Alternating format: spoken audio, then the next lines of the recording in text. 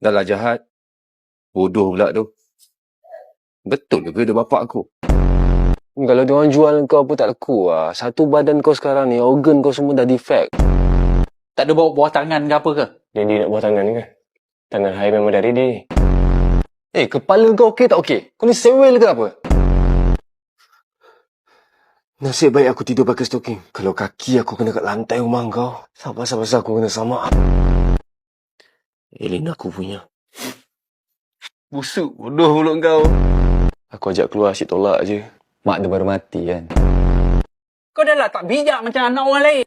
Daddy cakap dengan cermin ke? Jangan banyak gerak boleh tak? Aku gerak sebab sakit lah bodoh. Kau ingat kau seorang dah sakit, bodoh. Daddy nak berjudi lagi ke? Kau cakap apa ni? Kau saja nak malukan aku ke apa? Kalau malu janganlah buat.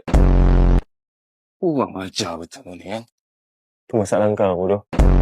Itulah orang cakap dulu belajar rajin-rajin. Tak, ni bodoh. Dah lah bodoh. Pemalas pula tu.